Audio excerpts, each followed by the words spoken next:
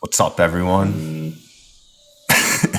This is my third podcast. I'm here with two good friends of mine, Issa, who is a former guest, and I have a new guest here. His name is Andrew. Yeah, he's a really good dude that I know from my work. So, would you like to introduce yourself? Sure. Hey, I'm Andrew. Met Jesse at work. Became good friends, have mutual interests in music. Looking forward to working together with him on some projects in the future. Yeah. Hell yeah. Yeah, me too, man. I'm boy, excited. Your boy East is in the building. You know what's up, man?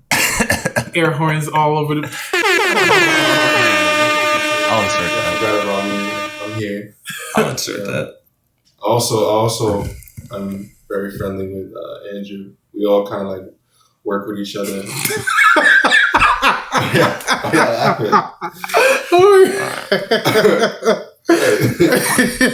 Very friendly. There you go. So what are we talking about today? Wait, you didn't finish what you're talking about. No, because y'all started laughing. We used to wrestle over the frosted flake. Nah, man. This is how you started. Oh, that's crazy. But yeah, we all met through work, and yeah, you can call me T the Dream, as you know, as I said in the last podcast. Tizo is my artist name, and yeah, man. Yeah, so we do have some developments in the rap beef we were discussing, where basically what happened, there was a beef between Kendrick and Drake and J. Cole, and basically, kind of expectedly, Kanye was like, "Wait a second, why am I not being mentioned in this?" Well, actually, the beef really was, I think, it was really the beef between Drake and Kendrick. I think, like J. Cole was just kind of like in like the Crossfire. Yeah, crossfire. Like he was very close with J. Cole. Like you would see him on like tours, or like they would perform in the same show, so they were very close. I think any diss usually was like between the two, like Kendrick and Drake. So, yeah. But like in the song that Kendrick Lamar did, the diss track, he did mention like the big three, and the big three is basically in the rap, current rap, it's supposed to be Drake, Kendrick, and J. Cole. So, you know, he's basically trying to, like, he was throwing shots at both, but not, I feel like the shots were more towards Drake. Yeah. In a way. No, for sure. In my opinion. And yeah, I feel like he was well, I mean, J. Cole released his track, then apologized for it. Wait, did you know that? Okay. Oh yeah, absolutely. Yeah. So that will definitely go down in history. What do y'all think about that? Like, what do y'all think? Okay, I guess, or yeah, you want to say? I thought it was funny, and like, you know, I think it's a sensible gesture. Not exactly particularly for the culture of hip hop, but like just because getting into a rap beef with someone like Kendrick Lamar, it ain't gonna be one song type beef. It would be a war, like back and forth. Yeah. For a lot of drops. Or you'll just get like one, like he'll give you like one murderous response. Like he'll just murder you in the one track, and like you won't even want to like make a response to his response. So it's like Kendrick has the best kind of wordplay and like word design to where he can just like craft something and just almost end your whole career. Like, I feel like if he's really trying to diss you, like it's over. Yeah. And what Issa and I were talking about was, we were kind of talking a bit about how, like, in a way, it was almost like he's trying to bring back, like, hip hop roots. Because back in the day, like, hip hop was much more, like, I guess, like, oriented around that type of competitive, like, you know, like, vibe. Everybody was trying to bring their own kind of thing. I feel like hip hop now is like a lot of people are just doing the same. Like everybody's trying to copy each other. There's no like originality. Like it's just like everybody like for drill rap. Like if you listen to any like drill rap, like most drill artists kind of like sound the same. Like, especially in New York. Like if you listen to every single drill artist from New York, like they have the same like tone, cadence, like flow. Like they're not putting anything like original within it. Like they're not taking it and like expanding. Like they seen what one guy did, Pop Smoke, and now everybody wants to kind of like follow. Because he was kind of like, I would say he was the one that kind of like made drill rap like pop, like almost like he took it to, because I feel like drill rap was always, especially like where it originally started, which was in Chicago. It was like kind of underground, like artists like Lil Durk, G Herbo, which is now he used to be Little Herb, it's G Herbo. What else? Lil Bibby, and a couple other drill artists. Like they were underground when they first came out, but now they're becoming more mainstream because a lot more people are listening to drill, and now Pop Smoke made it like pop. So like, and I feel like today a lot of people are doing kind of like the same thing. But like, yeah, to your point, like back in the day, like everyone had their own kind of like sound. So yeah, Oh, for sure. Yeah. And yeah, I feel like Kendrick, like with his style, is like embraces a lot of like older like traditions in a way, like just in how he approaches the genre. But yeah, I feel like I want to ask you, Andrew, what are your thoughts just on the overall? Because like in a way, like the whole rap game is like imploding. Like ever since Kanye joined, now everyone is like Rick Ross just dropped one. Oh, he dropped it? Yeah, he just dropped. It was called like, what was it called? Oh yeah, I heard that. I mean, it might have been. I think it wasn't like a crazy diss track, but there was definitely some subliminals throughout it. And like, so what are your thoughts on like the? Yeah, he was bugging out. I think the idea everybody's trying to drop a diss track now is corny as hell. And I'm gonna explain. Personally, I love diss tracks. And I think diss tracks are dope because lyricists put together some of the most creative metaphors and bars to try and insult another artist. And like they'll use references from themselves or from the artist. They choose really unique beats for diss songs. A lot of beats are like very involved. And I think diss tracks keep it simple. Instrumentals to most diss tracks are very simple because it doesn't take away from the lyricism as much. And I like simple beats. Like that's the kind of thing I like to do because I like freestyling. Rap is one of my hobbies. And diss tracks I think are really sick. I looked up to rappers like Eminem, Royce the 5'9", guys that are really popular for dissing the competition and like ending careers off of diss tracks. And so I think that now everybody trying to shoot a diss track at somebody is whack as hell because it's the same as everybody trying to be on the same wave. There's like time periods where rap was broken into subcategories, like very clear cut subcategories, like how there was the emo rap and the mumble rap era that started in like the 2016, 2018, stuff like that. Like Issa was talking about before, the drill rap. So many artists kind of jump on a bandwagon. And most of these artists didn't get big off of dissing.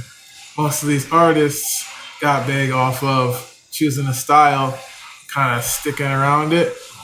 So like Rick Ross raps about money, raps about a lifestyle, being rich, buying stuff.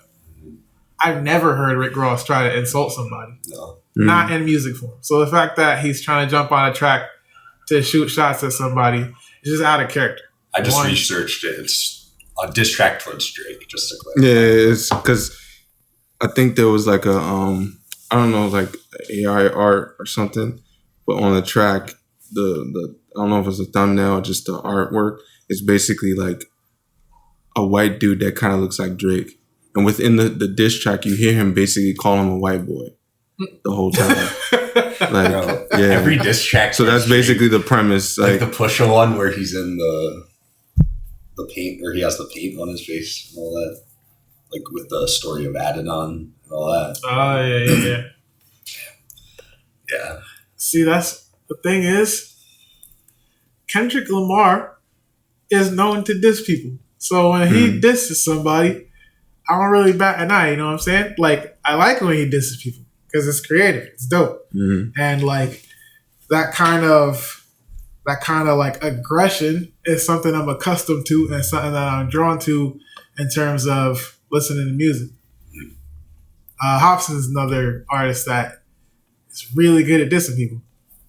But like, I think when it comes to the artists that are responding, yeah, I think, okay, Kendrick Lamar did this a really long time ago. It was dissing. He literally name dropped a whole bunch of people in his verse on Control, and nobody responded. Like maybe three people responded. Yeah, and a lot of the people that responded, they weren't really like on his level. Right, absolutely not. Yeah. And so now it just seems like promo. Realistically, the way I see it, hip hop, whether anybody would really like to admit it, is starting to fall off. No, facts. And still, I'm not everybody's dropping sex tapes and shit, bro. instead of making music. Did you hear? I told Issa this, but did you hear about the new Yeezy drop? Oh, I heard he's gonna do a site or something like that. And that's my thing. Is like, it ain't about music anymore. No, they're just trying to keep your attention and get you to buy stuff. Yes, they want your money, but they don't want to work for it. You know what I'm saying? And so Kendrick Lamar doesn't put out music often, but when he does, he delivers. That's what I like about Kendrick Lamar. I can't really say the same for a lot of the other artists, and like some artists just don't appeal to me. Yeah, like Rick Ross rapping about being rich and stuff like that. I don't care about that. I you're just gonna rub it in our face the whole time. Right, like, you're rich, we get it. Yeah. You've been saying that for albums after albums after, like, say something new. I guess the diss track would be something new, except for the fact that everybody is dissing Drake now. You're just part of a wave. And if you want clout, say that. But like, you're not a diss artist. Yeah. That's it. Yeah. But it is interesting how, like, because Kendrick, he basically, it was just a single line off of a song on an album that's not even his. It's just like, or a single verse, I should say. And it just, like, now, it, like, literally changed the whole rap game. Like, everything's different now. Just, like, the way people are even approaching, like, music and, like, just approaching everything is different. Because I feel like that largely does point to how big of an influence Kendrick has. Because what I've always thought about Kendrick is beyond even just like musically, I feel like a large part of how he sort of influences the newer generations of rap is like more like the energy he brings towards rap, if that makes sense. Like his, like almost how he takes it like serious as a craft, I feel like. Mm-hmm. Yeah. What do you think about that? I think you're right. Like I was mentioning before, that rap can be broken down into a lot of categories based on timeline. You can't really put Kendrick Lamar's music into a box. You know what I'm saying? Like he's versatile and he'll branch out and do his own thing with the sound. His lyrical content isn't always about the same thing. Like he's got songs about his experiences with Compton, and then he's got songs about relationships and couples arguing, stuff like that. He's got songs about dissing. He's got songs about how he wants hip hop to be back to the way it was before. So like when Kendrick Lamar is rapping or when he's making music, a lot of times he's talking.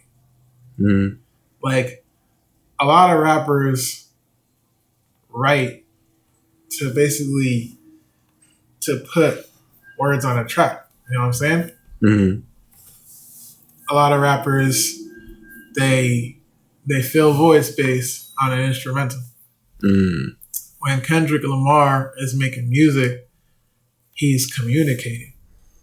Yeah.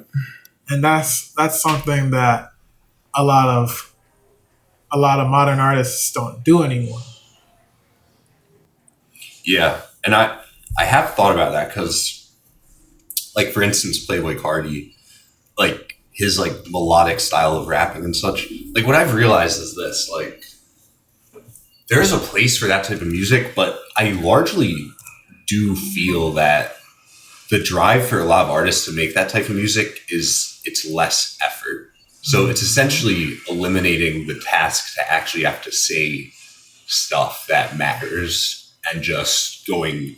It's almost like singing / rapping without the content mattering. So it's at that point it's just like verbalizations without meaning, I guess. You know? Right.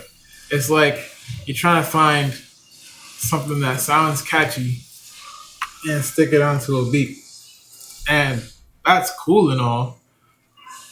But if that's what you're doing, I'm never going to hold you to the same respect that I hold an artist that I actually consider to be clever, or like an artist that you can tell takes a lot of time put in the work that they put into their music.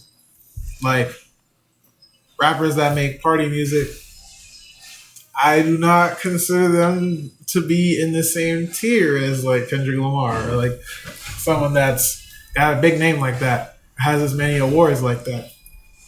And so when it comes to those rappers, those are the ones that I could categorize easily, you know what I'm saying?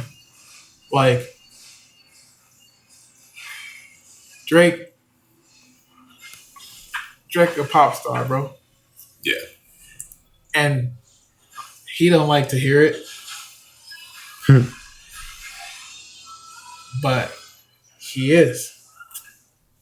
It's not even so much about, for one, he's very well known for not writing his music, and that's something that's very common with pop artists. Yeah. Most pop stars don't write their own music. Yeah. So Drake's a pop star. Most of his fans are women anyway. So like it's not even like everybody just appreciates the music. A lot of people jump on a Drake wave and they're like, oh, they call a few hits like, oh, these are bangers, this, that, and third, but like his music fell off, like far off. Old Drake is way better. I don't even know when he stopped writing his own music, but old Drake is way better than like modern Drake. Maybe that is it. He stopped writing, so that it just got or he stopped having. I mean, when I used to listen to Drake back in the day, like I never really paid attention to like if he was writing it or not. I didn't even know like whether the songs that I enjoyed were the ones that he written or he didn't. But like there was like a lot of like news on like, oh yeah, Drake doesn't make any of his music, and I'm like, okay, yeah, and that's the thing. That's kind of expected when you're a pop star, because it takes time. Like a lot of people don't realize when you're writing music, like it takes time, like especially if you don't know what you're doing. Right. That kind of thing is like difficult to like finish within like a short frame of time. That's why artists like J. Cole and Kendrick and any other lyricist artist take their time, and because they want everything to like sound really good, and they're writing it. So J. Cole, Kendrick are all lyricists. They're not just rappers, they're lyricists. Like if they really wanted to, and they probably already do, they could be writing like songs for other artists, like and we don't even know. So yeah. That's another thing. Most real hip hop artists don't respect artists that don't write their own bars. Yeah. And everybody knows Drake doesn't write his own bars. Yeah. It's something that, Drake fans don't like to hear. And it's saying that Drake wouldn't like you have him mentioned. But it's a fact. So there are people that have very distinct styles. Easy examples: J. Cole, Eminem, Kendrick Lamar, Hopsin, even Tech Nine. Very distinct style. You can't really forge a Tech Nine song or a Hopsin song or an Eminem song. Those kinds of styles are difficult to replicate because you have to have that kind of vocabulary at your disposal. Like, to write the kind of music they're writing, you gotta be like a genius. These people are like, they it's literally wordplay to them. They're literally juggling words to see how fancy they can get with their mix-ups. Drake doesn't do that. Drake sings, and Drake's a hook artist. Yeah. That's Popstar shit. That's building on that, my thing with Drake is, as a pop artist, whether he writes his own stuff or not, I think he's good at crafting pop songs. I do think, he makes songs that are catchy and that appeal to like a wide range of people. I feel like it's what you're saying is more, I guess, this false persona that he maybe has, where he's had many. Yeah. It's like what I was thinking is that he almost, rather than approaching rap as rap, he almost uses rap in the context of pop. So almost approaches rap as pop artists approach pop, which is you have writers, you're more caring about like having a good hook and stuff. And then what you're saying, you have these other artists like Kendrick or, Tech Nine, who they're approaching it less like pop and more like how rap was created as a genre, which is, sticking to the roots of like, right, wordplay, like you were saying. Like, you're supposed to be able to make your material to claim it. Like, it's impossible to take pride in an accomplishment that you didn't get. So that's why Drake gets mad when people discredit him as a rapper. I think he approaches rap from the context of an actor. Interesting. That's a bar. Which is why he doesn't really have a set identity in music. Drake does what he wants, and I think that's respectable. But Drake's not a rapper. It took him this long to even compete with anybody that was dissing him for years and years. And as soon as that happened, another thing that makes it crystal clear that he doesn't write his own music, he used AI-generated Tupac on a track. Really? Yeah, that's new. I didn't know that. He really, I didn't know that. He used Tupac's voice on a track for a verse, I did that to generate hype. It's not about the pride in your creation. It's not about the pride in the music. It's not about the pride as a lyricist. Mm-hmm. He's doing whatever will make him more famous or more popular or more wealthy.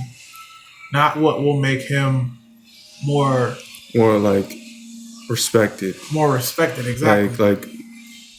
Like he does things that I would say like morally questionable. Yeah, like in my opinion, I feel like especially like I don't have a problem with AI, like AI and using AI for music, but especially when it goes like as far as like taking artists' music, taking artists' voices and manipulating and making tracks with it. Like I would say if people wanted to use that, like use your own voice or use that for like cuts and stuff maybe. But like when you're trying to actually put the whole voice there, and especially when the individual is deceased, I feel like it's kind of like too much. Disrespectful. I feel like it's you're disrespecting the dead and the legacy. Like you just probably he probably paid the family a sufficient amount of money to even be able to do that. No, they're suing him. Oh my God! I didn't even know that. Yeah, he's got 24 hours. Wow. To take it down. Wait, so this is new? This is new. Oh, that's crazy. Mm-hmm. Like how I feel about it, I do think this is like a very transitional period of hip hop because I feel like largely what's occurring is almost the buildup of, like all these changes in hip hop that have occurred in the past decade. I do feel like we're almost finally feeling the consequences of that, whether it be through, like him releasing an AI Tupac rap. But I feel like largely it's more so looking at what artists are blowing up now. And what I did want to also say that I thought was interesting, when you look at the term pop music, it stems from the word popular. So popular music. Mm-hmm. And what you were saying, what Drake cares about most is being popular. Right. So, yeah, that's kind of what pop music is about, it's kind of creating this music that is going to appeal to the masses. And yeah, whether even, because there are also claims that he's kind of like not an industry plant, but like that the industry is kind of pushing his music in a way where they have their select few people where it's like, okay, you're going to be the person that, gets all the number one hits. Mm-hmm. And even, some like to Kanye's, I guess, like I said, a lot of the stuff he says is like, I wish he didn't say it, but one thing about him, because he doesn't have a filter, he does say some stuff that's like true. Mm-hmm. Of course, a lot of stuff he says, I'm like, come on, but one thing he did say in a recent interview I was looking at, he was talking about this guy named Lucian Grainge. I don't know if you ever heard of him. I heard the name. Basically, am I pronouncing that right? Yeah, I think Lucian. People will know who I'm talking about, but basically, he's the head of I want to say. Wait, hold on. Let me look this up. Lucian. Yeah, here we go. Okay, he's the CEO of Universal, the music group, and he's kind of. It's a name that Kanye has been throwing around a ton recently. Basically talking about how, basically he said that Lucian Grainge is basically Drake's daddy, is what he said. because basically Bro, that's like, crazy. And you could watch the interview where he says this. But he's like, kind of, because he has so much control over, music, and just like, what gets popular and such. Like, it's like, yeah, they chose, like, they have their certain people they choose and are like, okay, we're going to just push you to the masses. So at that point, it's almost like is it even, aside from Drake getting the opportunity, like, is it even his doing? You know what I mean? Like his having them out. Because some of the songs he'll release, like recently, like I remember the song, like 2C Slide, I think it was called. It was released a while ago, but he has like a few tracks. I'm like, why is this number one? Like, there's nothing like anthemic about it. It's just like him, like, it's like a shitty trap beat that's like kind of catchy with him just saying like nothing. Michael Jackson. Yeah, I'm like, okay, sure, it could go on the Billboard, but it being number one for however long it was, I'm like, it doesn't make sense. Yeah, numbers are fake. Yeah, they've been fake. Like, I stopped paying attention to music awards a long time ago. Yeah, because those things aren't decided by the people. The same way politics aren't decided by the masses. Awards don't get decided based on sales. Yeah. It's like, it's whatever has the most popular or so-called views or whatever. Yeah. Like, it's not necessarily, like, there's no category for, I mean, I don't really watch the awards like that. Like, sometimes I might glimpse at it when my, my mom might watch it, but like, I never seen a category for like best selling, like, in my opinion. Like, it's usually like they'll say best artist, yeah, best pop artist, yeah, best, and that's because it's not about who's selling the most or whose music is like of the highest quality. Yeah, it's about who they want to win. It's an opinion thing, you know what I'm saying? Yeah. For one, and two, I've heard that they can just buy those awards. If they really want that award, all they gotta do is pay somebody to get it. Yeah. So, like, decisions like that, the idea that we as the people that consume the product have virtually no input on who's winning those awards is a little crazy. Yeah. And sorry, go on. Another artist that's getting pushed like crazy. Sexy Red. Oh, yeah. I thought you were going to say, what's her name? Ice Spice. Oh, her too. Yeah, Ice Spice, she's a drill rap wave rider. Yeah. But she's also one of those artists that I would say that kind of like not only is her music appealing to the masses, but like her aesthetic, she's an attractive individual, obviously. So like they want people like that on the forefront. Yeah. That's the way it's always been.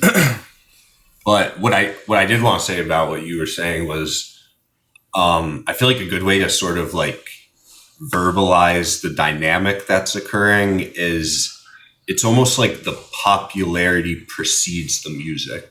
So it's like they have their agenda for who they want to push. And the thing about that is that humans are adaptable. The mind is adaptable. So whether or not, a lot of people in society would, consciously like a certain amount of music, if you keep hearing it because it's so pushed, you do learn to sort of be like, you accept it. Accept it. Even if you don't like it, you learn to like not even tolerate it, but like find some way to enjoy it because it's like so pushed on you. So you kind of have no option but to do that. Like if you are going to engage with any of the big, media companies like Instagram, whatever, you're going to see these shorts and stuff that's just throwing this music at you. Over and over. So it's like your option is either to totally detach from that whole realm, which you might not want to do because you have other reasons for wanting to be on social media or whatever, whether it be business or just whatever. Like there are, So you kind of have no option but to, like kind of hear these things over and over again. That's the truth. Yeah, man. Like, I've seen a few videos where people are like tagging the Sexy Red sound on their videos. I've seen videos where little girls know the lyrics to Sexy Red music by heart. And none of that music is for kids. Crazy. Yeah. And, you know, I do want to say something that I get that people, you know, I'm going to say it even though, like, a lot of people, for some reason, in the media don't like people saying this, but I think one of the worst things about the new sort of age of, like, all the social media and stuff is honestly the sexualization of everything. Mm-hmm. And, like, it's a deep topic and it's, like, kind of uncomfortable for people to talk about, but I think it's becoming more. It's like, more like a lot of people are, even people in our generation are becoming, like, waking up to see, like, the programming that's within the music. Mm-hmm. You know, I've just recently seen a video online, and this is a local situation. Like, this stuff like this happening in today's society. I was watching, like, this kind of, like, documentary of, like from Bridgeport to New Haven. They have youth that literally goes around. They call them the Kia Boys or something, and they literally out, like, robbing people's cars and just driving it and just doing whatever and selling it and whatever. And, you know, a lot of people losing their cars. And I feel like the guy, if he watched the video, I forgot the name. I think it's Channel 5, yeah.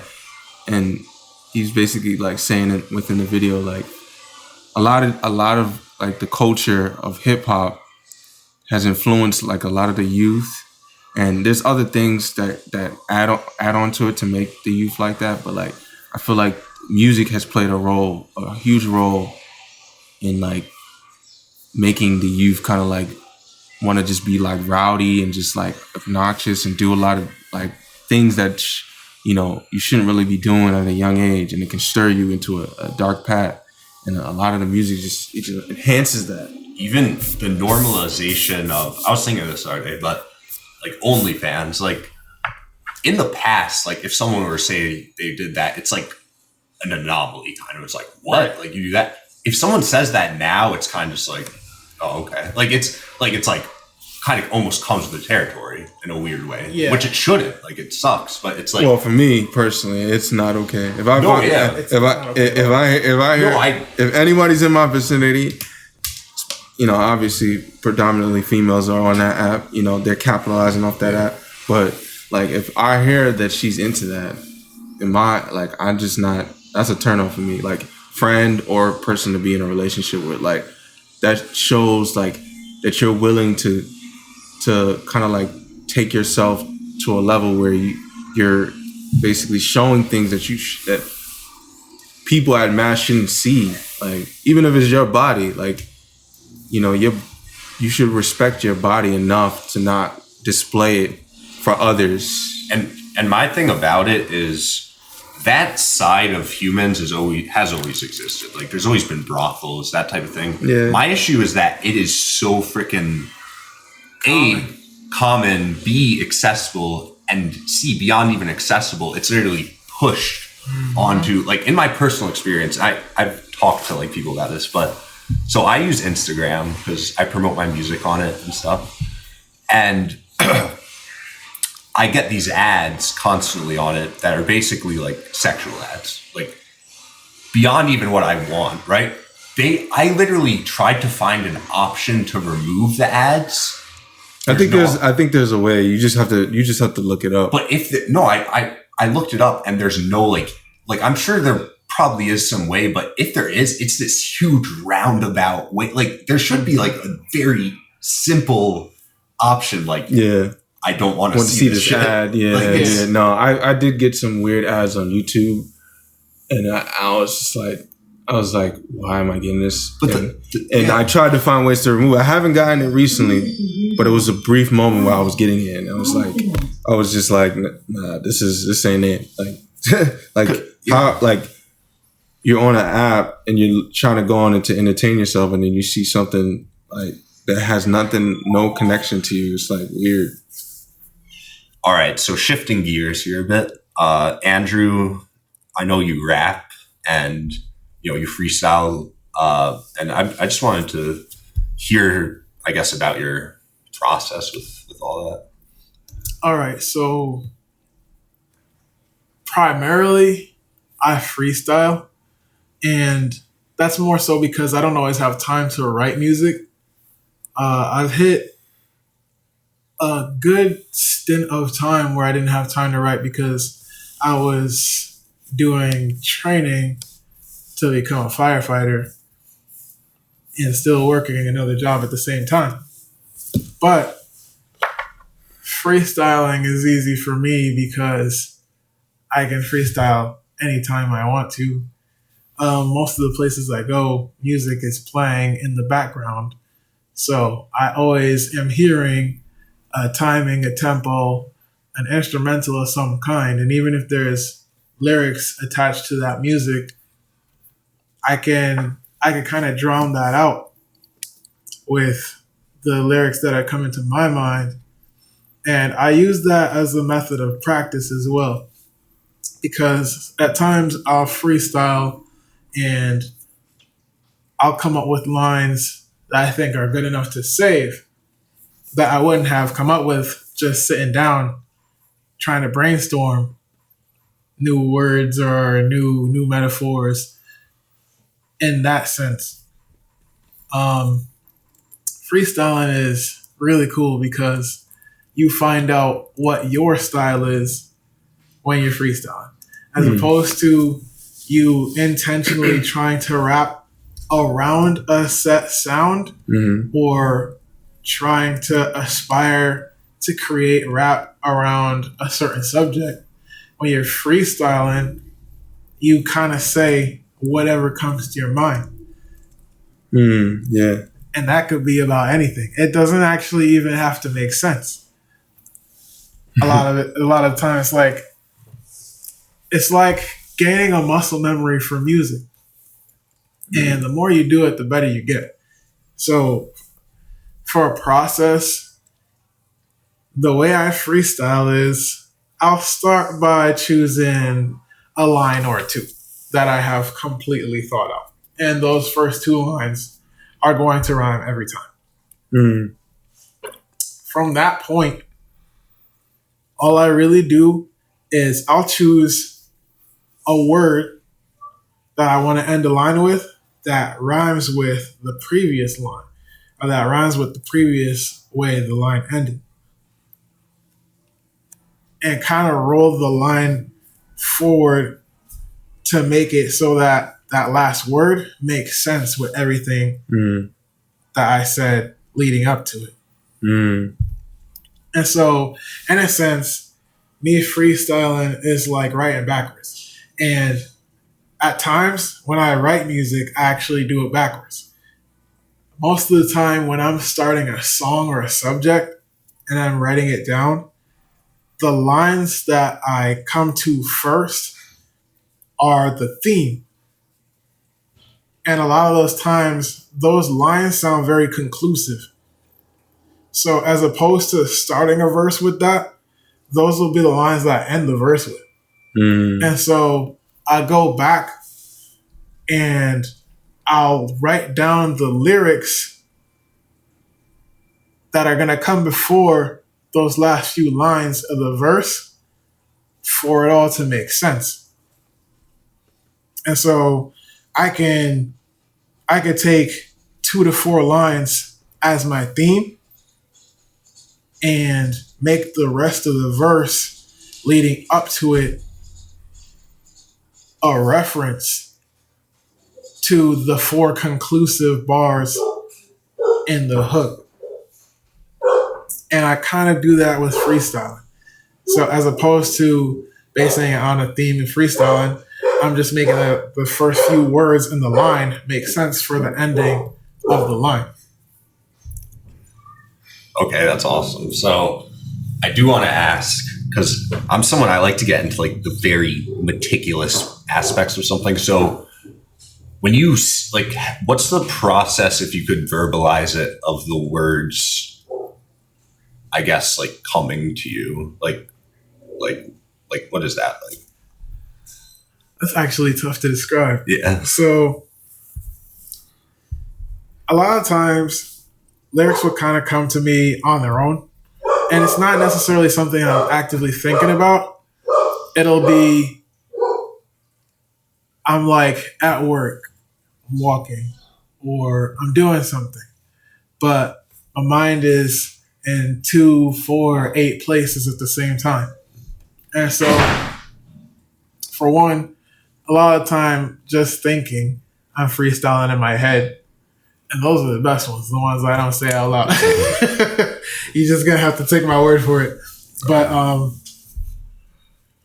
when it comes to putting together the lines in my head, it'll be like a line pops into my mind. I'll think, oh, that's dope. Generally, those lines are based on something I believe, something I've experienced, or an idea that I have. Like a lot of times my songs or my verses, things like that, they kind of reflect my outlook on life, or the way I perceive my experiences, or the way I felt throughout the experiences that I'm describing. And so those are the songs I find easiest to write. Like it's hard for me to have a seat and deliberately write music about a particular topic if that topic doesn't bear as much relevance to me, which is why it takes me so long to write a song. But when I do sit down and write a song, it'll be at the forefront of my mind. And those are the bars that I take a lot of pride in, because I'm going to find a way to simultaneously be extremely,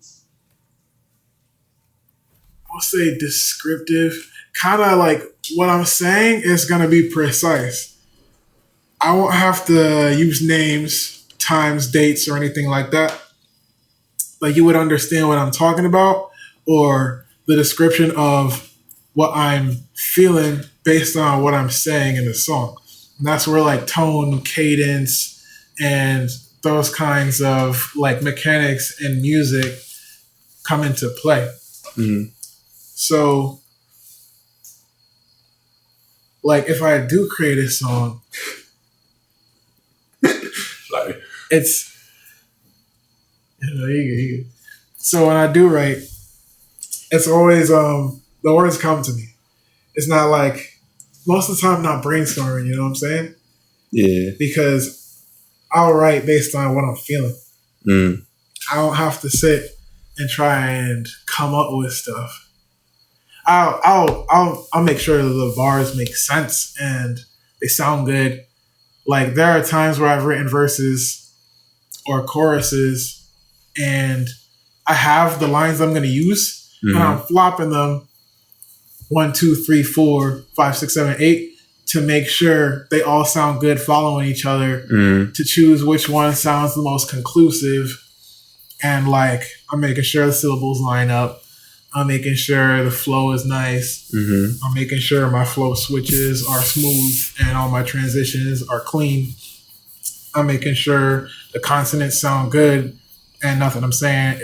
I'm making sure I'm not tripping over myself. You know what I'm saying? Yeah. So like, the words will come to me on their own. And then me shuffling the order and switching it around is the process.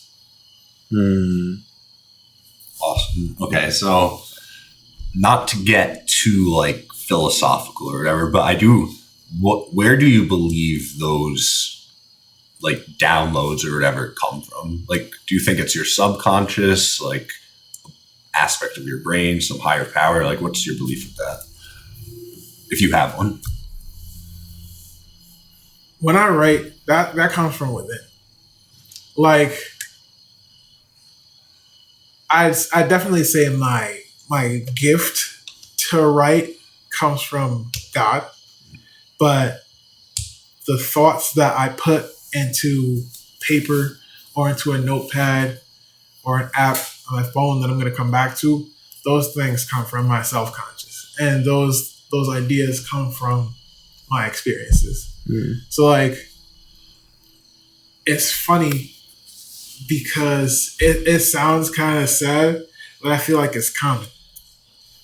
If my life is going well, it's going to be harder for me to make songs because I won't have a lot to talk about. Like, I could talk about what I'm currently experiencing, and I could tell you everything is straight, I'm doing all right. But I feel like the songs where I'm describing experiences of like pain or frustration, I feel like a lot of those songs are easier to make a connection with, easier to relate to, because realistically, it ain't all sunshine and rainbows. You know what I'm saying? Yeah, I feel like music sounds better when there's like a conflict.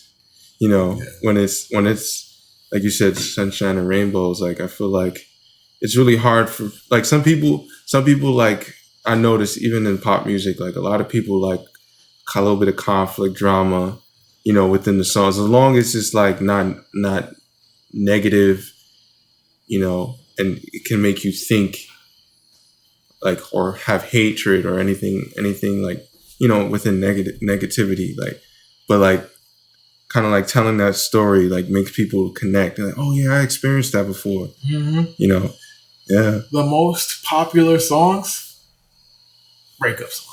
Yeah. Love songs and breakup songs are two most popular kinds of songs that there are. Yeah. And I think that plays a big role into why Drake is as popular as he is. Oh yeah. Those kinds of songs appeal most highly to women.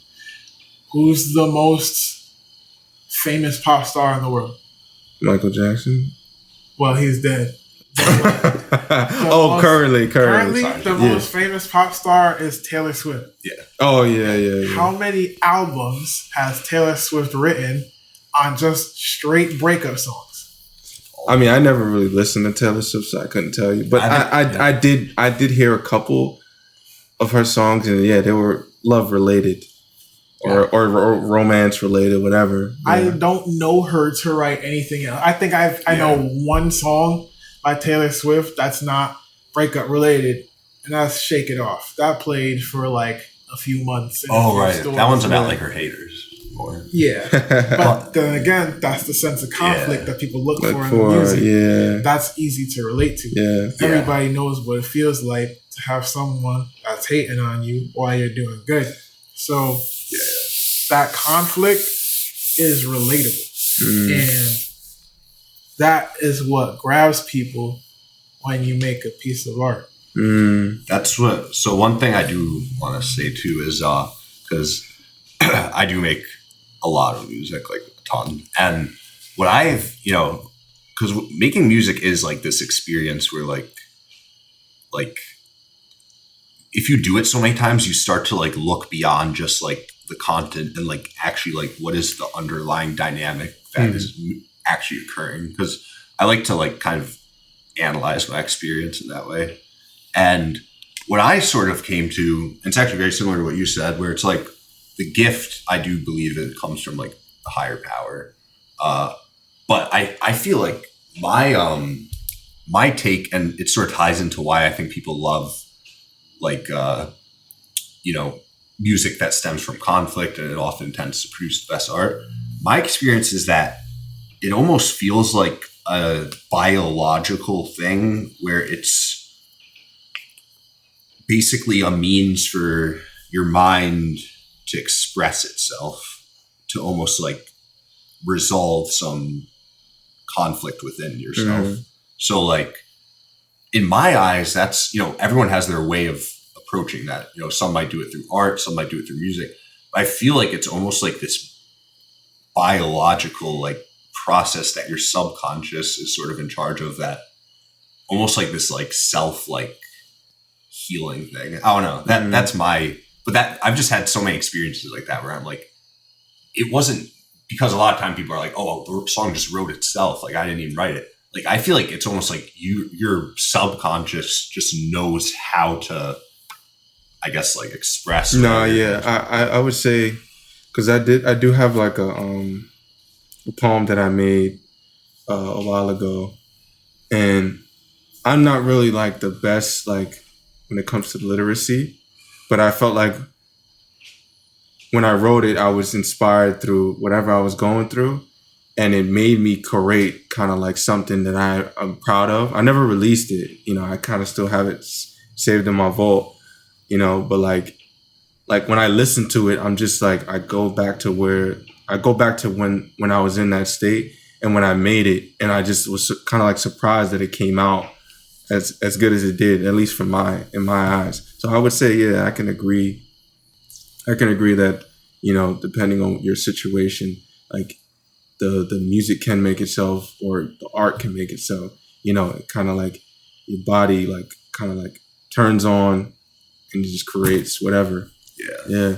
So. I agree. Some of the verses that I actually take the most pride in, or the verses that I find most impressive to myself, are verses where I'm venting, verses where I've written it in reference to another person, like a person that's wrong with me. Even in the sense of how breakup music is popular. Yeah. Some of my best bars have come from me having a relationship, falling out with a girl. Yeah. And so it's like the whole expression thing. It's perfect. It's a way to vent. Yeah. Right. And music is really easy when you are fueled, emotionally, inspired by something you've experienced. Yeah. That's the same reason I can't sit down and just scribble bars together. I can write something catchy, easy. Yeah, that's what, like, because actually I did want to. I wrote myself a note when you were talking about this, but with with freestyling, if you think of what that is, freestyle, it's basically you have total freedom because it's freestyle. There's no like constraint. So, and that's how, even as a producer, when I first make stuff, I'm not thinking of what I should do. I'm more, because one beautiful thing about art, I think, is that it's, in the world, in reality, we have shoulds and shouldn'ts that we have to abide by. But in art, it's kind of like this free space, which is good because it's the way you express yourself.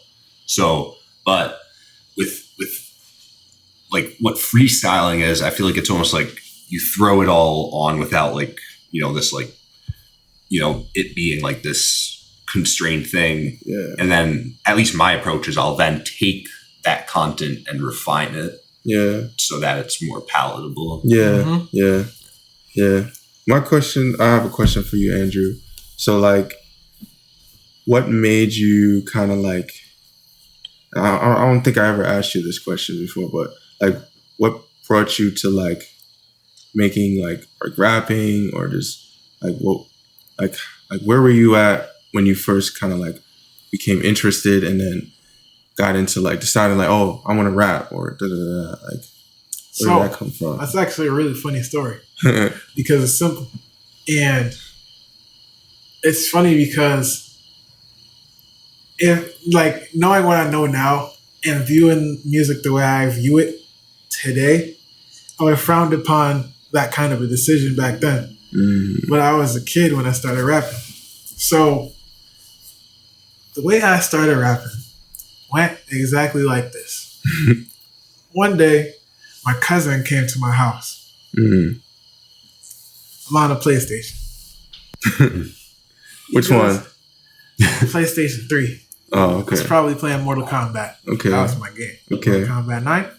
Absolutely. He goes, hey, Andrew, I think we should be rappers. I'm 14 at the time. So I look up and I go, well, what makes you say that? He goes, well, rapping is easy. Rappers get paid a lot of money. And rappers get a lot of women. Now, funny. I'm 14 at the time. I go, all right. Sounds good to me. And it's hilarious because that's exactly the kind of rapper that I frown upon today. Yo, it's crazy. Is the rapper I started as is the rapper that I cringe at the hardest. Wow. It's really funny. That's funny. But I came away from that as being a desire, and I use rap more as, for one, a way to connect with people. I wouldn't have nearly as many connections with people in terms of like friendships, musical connections, people I know over the internet, if it weren't for the fact that people know that I rap. And I rap pretty well. No, yeah, you do. You're definitely one of the best like freestyle lyricist people that I've met. Like, and you have the ability to kind of like rap. Like, you're as good of an artist or rapper or whatever you want to call yourself. Like being able to rap on any kind of beat, like that's very difficult. Like, a lot of people stick to what they're used to, but you kind of like developed your ability to like where you can rap on anything that's rappable, you know. Yeah. I appreciate it. Yeah. And so that's how I ended up starting. And that was leading into high school. So with high school, that is when I got the most practice freestyle. Freshman to sophomore year, I was freestyling every single day. Like, because I like it. And so that's what I was known for. I would have kids in my class choose a subject for me. And they'll choose like a word, or they'll say a name or something that happened, and they'll have me freestyle about it. And my goal was to string together things that rhymed that made sense in the context. And I got really good at that. And it impressed a lot of people. Yeah. That was more freshman. It's not easy. And I'd be banging out a beat on the table with my hands at the same time. That's crazy. It was so fun. And then sophomore year, my friends always sit around the lunch table with me. There was a cipher every damn day. I kid you not. We were banging out beats on the table. I sit in the middle, and I would start it every single time. Wow. I would rap longer than everybody, have the bars that have people flipping out, and then it go around the table and come back to me. It's crazy. Other people I didn't even know from other tables, they didn't even know my name. Wow. But they wanted to challenge me to rap battles. Wow. That they never showed up for. I remember you told me that. Yeah, you did. That's awesome. Yeah. That's like, yeah. I would like to leave a lasting message. For one, I really like being on this podcast. And I'd be honored to be able to do it again in the future. Yeah. If you guys are with that, that's awesome. Facts. I would say a message I would leave is, if you're an artist, or even if you're not an artist, you gotta enjoy what you do. Or do what you do because you enjoy it. And that's within reason. Like, as long as you ain't stepping on anybody's toes or causing somebody physical harm, if you have an art form, lean into it, because that art form is going to become a part of you, like a part of your identity. It becomes a part of who you are. A lot of people that know me associate me with rap. And I don't do it as a profession. They just know that I do it because it's very likely that they've seen that I do. And it's because I genuinely enjoy it. Rap is a big part of my life. And I'm not even the most well-versed when it comes to hip-hop knowledge. I'm not into old school hip-hop the way a lot of other people that appreciate the craft are. But I genuinely enjoy using rap as a form of expression. I don't really do it to try to get money from it or to try and push negative ideas or support negative stereotypes. If I'm playing around or I'm freestyling with my boys, I'm going to say whatever comes to my mind as long as it rhymes and it makes a little bit of sense. But if I'm writing it, I'm never going to try and steer somebody in the wrong direction. So when you're creating your art, do it because you like it and try to keep it positive. Not even so much emotionally positive, but don't be like a negative influence on somebody. I feel like hip hop, I could go into another story, but I know we're cutting it. So no, you could if you want to go over. All right, so I was at work yesterday. We go into a bodega. We went into a bodega. I ain't gonna get into what I do for work, but we went on lunch break into a bodega. Bunch of kids are in there. Store owners, everything's going. They making their sandwiches, doing the damn thing. And these kids